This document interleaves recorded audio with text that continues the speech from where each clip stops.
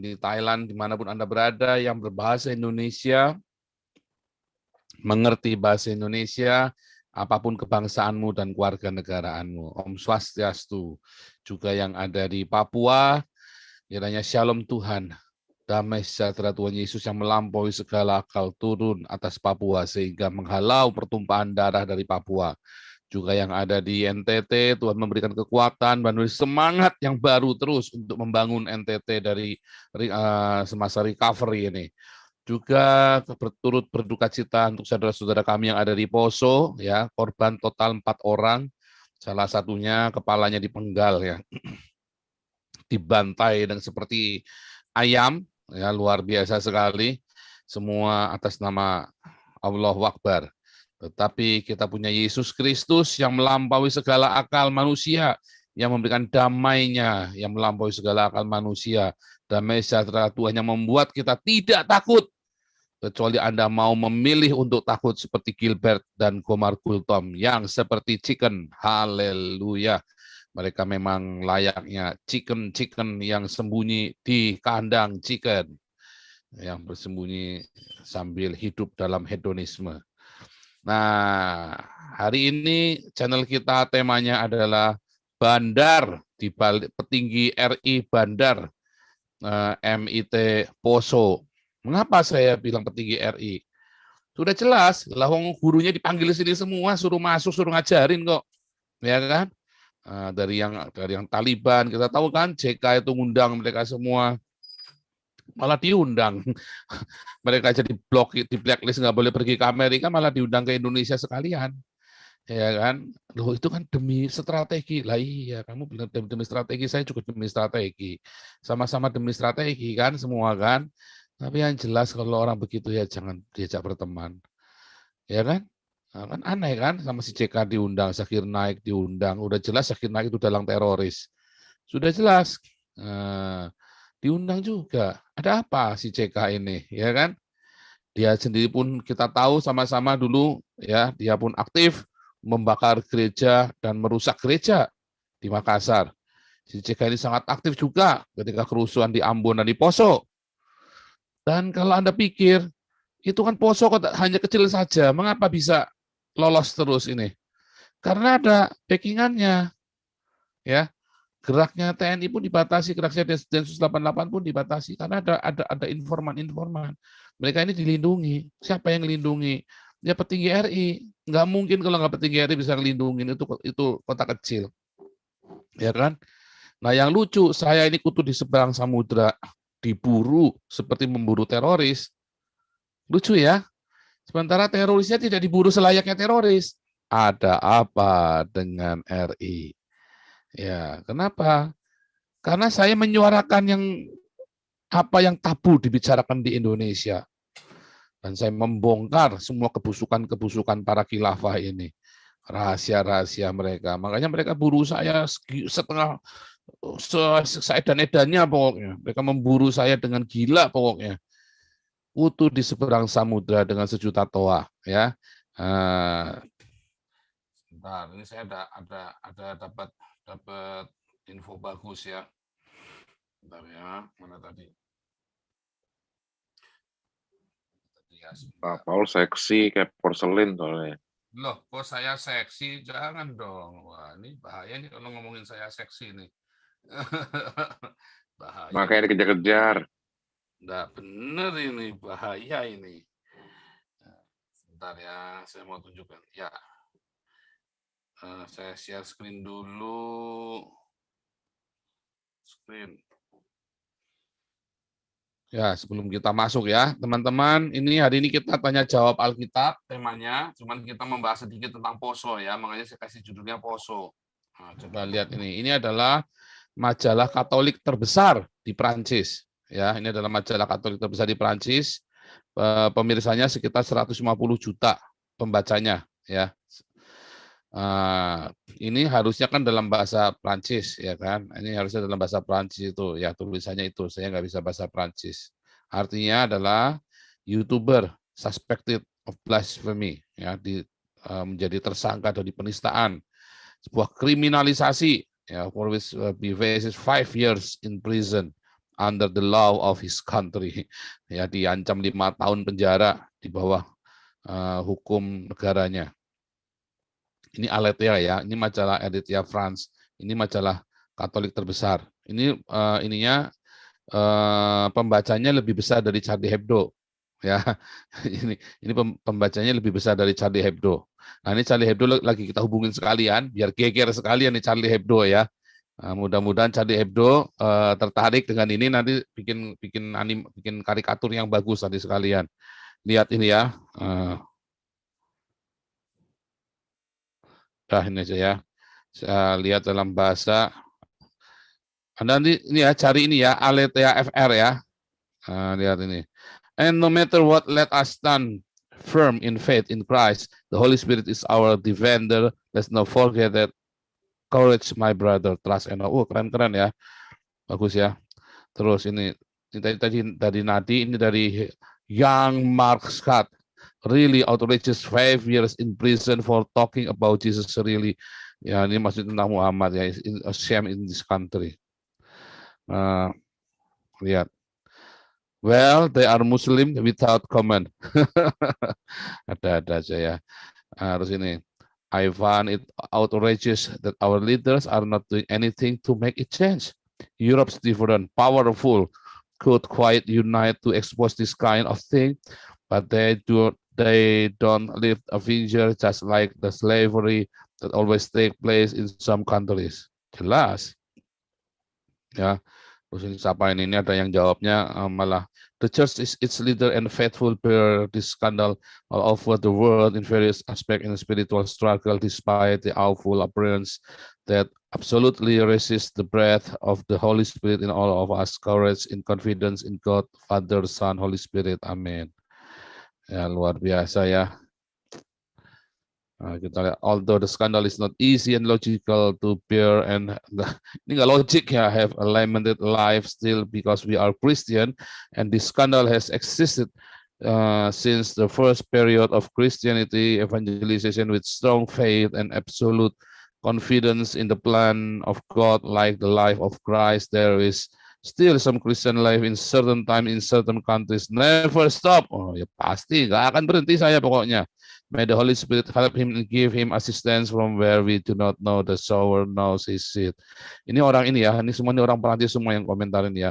Don't lend them the flag. Nggak tahu saya maksudnya apa.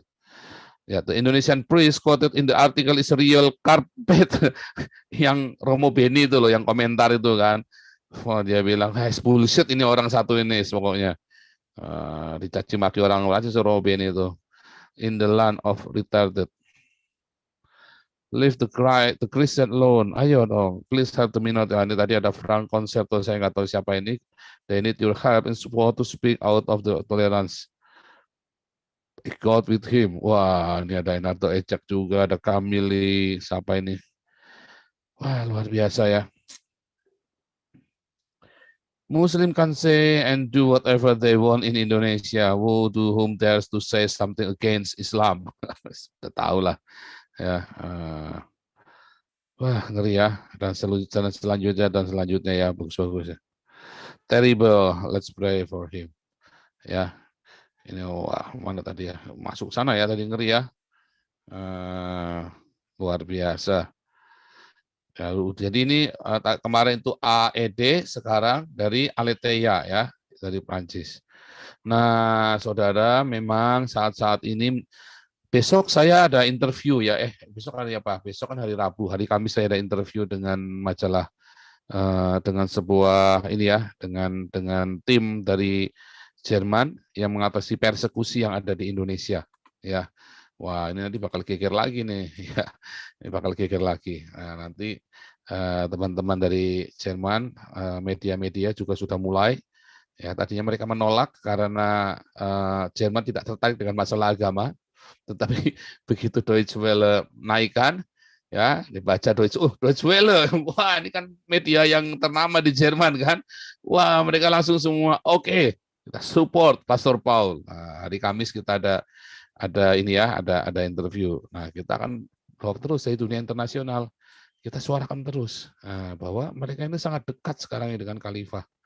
Ya, saya di Deutsche Welle itu saya cerita tentang khalifah, ya, bagaimana pemerintah mensupport untuk mendirikan khalifah dengan mengabaikan Pancasila. Wih, ngeri sekali Anda sekali ya. Kita tiap hari kita akan membiayai, kita akan urunan nanti mulai minggu depan untuk membiayai ini ya, pembuatan buku tentang Pancasila, satu buku formalnya yang terus secara formal, official, yang kedua buku yang secara milenial untuk generasi-generasi ya anak-anak milenial, dan yang ketiga untuk buku komiknya.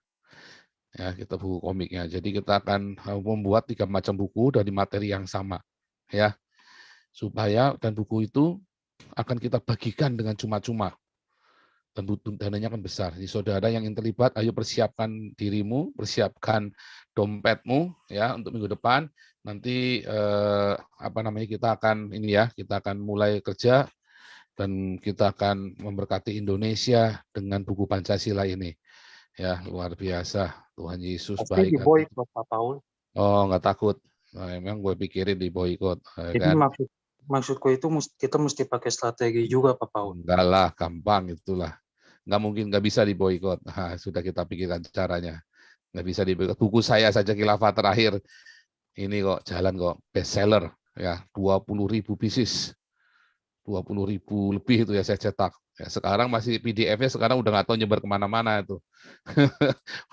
udah PDF-nya saja saya ingat itu udah lebih dari 1.000 email tuh saya udah kirim tuh PDF-nya itu, dan mereka pasti sebar kemana-mana lagi PDF-nya Khilafah Terakhir itu ya. Ini apa Pak Paul? Iya. Oke, kita lanjut dulu nih. Ini Pak Paul, saya belum dikirimi PDF. Loh, belum dikirim. Kayaknya sudah Pak. Nanti saya kirim Pak Pendeta, nanti saya kirim ya Pak Pendeta. Iya. Oke. Iya. Ini dulu nih. Ini yang nama muka dulu nih Pak Wilson Mahakena, lalu Pak Wilson silakan Pak Wilson. Haleluya. Nggih, anu mriki sari mriku. Nggih. Mampun dalu jam 11:30. Halo Pak. Halo. Halo, Shalom Alaikum, Om Swastiastu. Saya mau nanya, Pak, kan sekarang waktunya itu ya tanya jawab Alkitab ya. Ini waktu itu Bapak saya dengar kan bilang kalau apa yang sudah di perjanjian lama itu dibatalkan atau lebih tepatnya digenapi oleh Yesus Kristus dan sekarang punya hukum yang baru.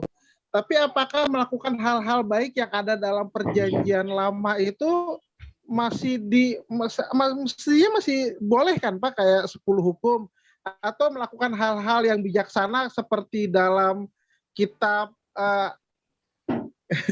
Amsal, Pengkhotbah maupun Ayub itu masih harus kan Pak, atau gimana menurut Bapak? Itu aja Pak, terima kasih. Perjanjian lama itu kan ada beberapa, dibagi menjadi 3 kan. Kitab hukum, ya kan? Kitab hukum dan ketentuan-ketentuannya, kedua kitab sejarahnya, dan yang ketiga kitab-kitab prosa, ya kan? Makanya ada namanya Torah, hukum, Naviim, dan Ketuvim kan. Nah, yang disebutkan dibatalkan itu apanya? Hukumnya kan, nomonnya, Torahnya, dan ketentuan-ketentuan di dalamnya. Sedangkan kitab hikmatnya ya tetap berlaku sepanjang masa kan. Suara kenabiannya, suara nubuatannya tetap berlaku kan. Yang dibatalkan apa? Yang dibatalkan hukumnya, ya kan, Torah dan ketentuan-ketentuan di dalamnya, Efesus 2 ayat 15. Terus nubuatannya digenapi oleh Yesus. Tetapi kalau hikmat-hikmatnya kan berlaku sepanjang masa kan. Bahkan Torah dan Naviimnya pun kita membuat kita sekarang menerapkannya secara metafora. Paulus dan para rasul sudah beberapa kali menunjukkan bagaimana cara memetaforakan perjanjian lama itu. Nah, sekarang masalahnya adalah Torah itu bagaimana, Pak? Kalau saya 10 hukum Torah kan bagus, Pak, dilarang berzina. Nah, iya kan di perjanjian baru juga sudah ada. Mau kepengin perempuan aja udah berzina. Jangankan koitus, penis taruh di vagina, kepengin aja udah berzina. Ya kan? Jadi yang di perjanjian baru itu sudah mencakup semua yang ada di perjanjian lama. Hormat orang tua udah jelas. Ya kan, menguduskan Tuhan sudah jelas, semua sudah ada dalam perjanjian baru. Apakah perjanjian lama nggak sempurna? Tetapi itu ada masanya di zamannya. Nah, kalau kita kan di zamannya kita, Gitu. Zamannya kita kan di zaman Roh Kudus. Kairosnya kan kairosnya Roh Kudus. Di mana roh itu, hukum itu ada taruh di hati kita. Gitu ya. Oke, terima kasih Bapak. Ya. Nah, masalahnya kalau disunat, lalu buat apa kalau disunat? Pertanyaannya kalau disunat.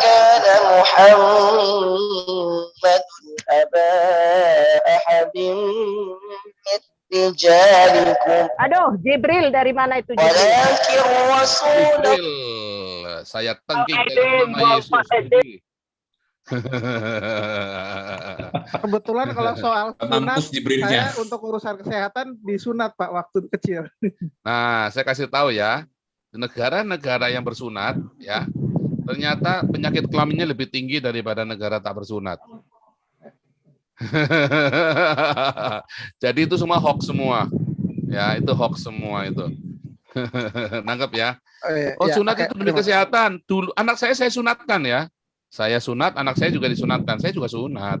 Anak saya disunatkan. Saya sunatkan. Dulu saya pikir untuk kesehatan. Kalau saya disunat dulu karena ya saya takut karena kita tinggal di desa, ya kan. Tetapi kalau bilang sunat buat kesehatan, sekarang saya baru ngerti. Ternyata bukan masalah sunat nggak sunat. Kamu nggak sunat pun kalau ganti-ganti pasangan, istrinya 4, ya tetap kena penyakit kelamin. Oh istri 4 bayangin. Colok di sini, baru selesai colok sini, colok sini, colok sini. Ini baru sembuh, dia lagi kena sakit, colok sini, sembuh, nyular ke yang satunya. Colok lagi, colok lagi, colok lagi. Ya ini nggak sembuh-sembuh. Apalagi kalau udah namanya kena megalomania itu kan. Itu harus puasa, nggak tahan dia. 4-4-nya kena semua, bolak-balik. Ya, penyakit tetap aja kena penyakit kelamin. Jadi nggak ada yang tetap nggak sehat. Yang penting itu, satu pasangan. Ya, satu pasangan itu yang lebih sehat. Dan jaga kebersihan. Nah, itu lebih sehat daripada yang istrinya 4. Makanya orang yang satu istri tanpa selingkuh itu tetap lebih sehat daripada yang berganti-ganti pasangan. Kalau istri 4 apalagi sama saja. Ya tetap lebih sehat. Makanya di negara-negara kafir ya apalagi terus dibudayakan kondom ya kan untuk anak-anak sekolah pun diajarin pakai kondom. Wah itu zina dong. Oh, nyatanya lebih sehat kok mereka, nggak ada pemerkosaan daripada yang diempet tetap hamil juga itu yang pakai jilbab itu. Nah, jadi jangan bikin munafik. Yang benar adalah diajarin hati kita yang benar, gitu ya. Jadi sunat itu kalau bilang buat kesehatan itu hoax ya, itu hoax itu. Kenyataannya penyakit kelamin di Indonesia lebih tinggi daripada di Eropa. Nah, itu sudah fakta, itu nggak bisa dibantah dah pokoknya itu penyakit kelamin di Indonesia itu lebih bahaya dan lebih tinggi daripada di Eropa. Ya, oke lanjut dulu ya. Ini terima kasih ya Bapak. Pak Nugroho dulu, silakan Pak Nugroho. Oh iya. Terima kasih atas kesempatan yang diberikan. Om Swastiastu, Rahayu Sagung Dumadi, dan Salam. Topik malam ini saya baca tadi petinggi RI membiayai MIT Mujahidin Indonesia Timur Poso ya. Nah, kejadian berbagai kejadian teroris di Poso tidak tertumpas, tidak terselesaikan, itu tentu ada sebab, ada masalah yang krusial di sana. Nah, kalau dulu di Ambon bisa terselesaikan, kalau di Poso kok tidak, malah menjadi sarang bagi teroris untuk bisa bercokol di sana dan berkembang melawan pemerintah bangsa Indonesia, melawan TNI Polri. Ya, kita senang bahwa TNI Polri bergerak dan berusaha untuk mengatasinya di Indonesia Timur. Meskipun sudah terlanjur banyak korban, dalam suasana damai saja sekarang tidak lagi perang seperti dulu, orang Kristen masih ada yang jadi korban, yaitu lagi-lagi masalah agama. Di agama yang seharusnya, kalau di Indonesia ini agama yang seharusnya menjadi jalan bagi pemeluknya itu untuk mencapai kedamaian, tidak hanya untuk dirinya sendiri, tapi juga perdamaian bagi manusia lain, tapi ternyata menimbulkan petaka. Nah ini di Indonesia ini lagi-lagi masalah agama bahwa bukannya menjadi jalan damai, tapi menjadi jalan kehancuran bagi banyak orang. Nah ini kalau memahami agama secara keliru. Nah tapi yang lebih parah lagi terkait agama adalah mengimpor orang-orang dari luar untuk mendidik orang Indonesia, mengajari, mendoktrin, sehingga di Indonesia timbul kekacauan-kacauan. Zakir Naik yang dulu diundang dalam rangka menjelang pilihan Gubernur Ahok untuk menyerang Ahok bahwa ada maksud dengan Zakir Naik, sementara yang disampaikan adalah oleh Zakir Naik itu lebih banyak mengaduk-aduk iman Kristen, kalau itu kita sebut sebagai, tapi kalau itu mereka yang diaduk-aduk pasti langsung ditangkap. Nah, tapi kok malah yang mengundang ini adalah malah seorang petinggi di Indonesia yang saya heran juga itu untuk malah bertindak seperti itu. Nah, rupanya memang ini kategorinya adalah pendukung khilafah orang itu, Pak JK. Nah, itulah yang sangat memprihatinkan bagi kita. Karena itu mestinya aparat harus bertindak, harus menyelidiki hal-hal seperti itu, dan kalau memang pada saatnya nanti dilakukan tindakan, jangan hanya dibiarkan saja. Orang-orang yang mendukung seperti itu malah mengimpor teroris dan melindungi teroris, itu harusnya ada tindakan secara khusus, ya, karena yang akan jadi korban adalah lagi-lagi nanti orang-orang Kristen, ya, mereka seolah-olah memang demi agama membunuh orang. Itu hal ini yang berat, yang riskan, karena mengatasnamakan negara, mengatasnamakan agama, menembaki, membunuh orang yang tidak seiman dengan dirinya, itu yang sangat berbahaya, ya, sangat memecah belah bangsa, dan itulah yang selama ini kita ingin perangi, ya, khilafah atau termasuk teroris-teroris ini. Nah, ini mestinya pemerintah harus bertindak tegas untuk yang akan datang. Nah, itu satu. Terkait dengan ini kesempatan untuk bertanya soal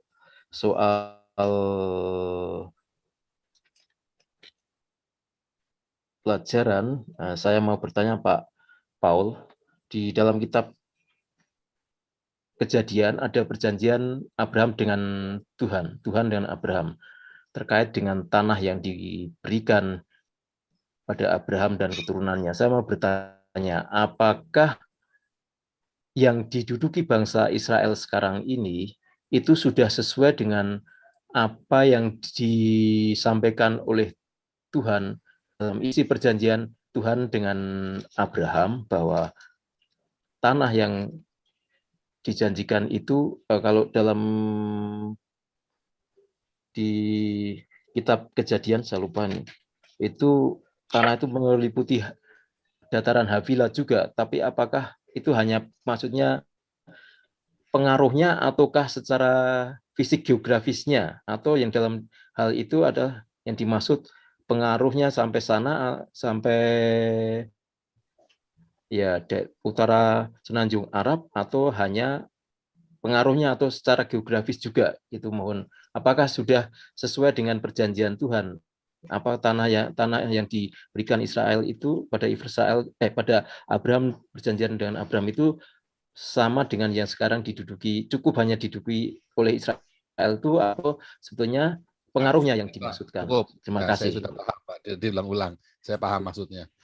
Jadi intinya di Israel ini sekarang belum, Pak, menduduki semuanya, karena dia harus kompromi. Jadi belum semuanya, bahkan mungkin baru setengahnya kali.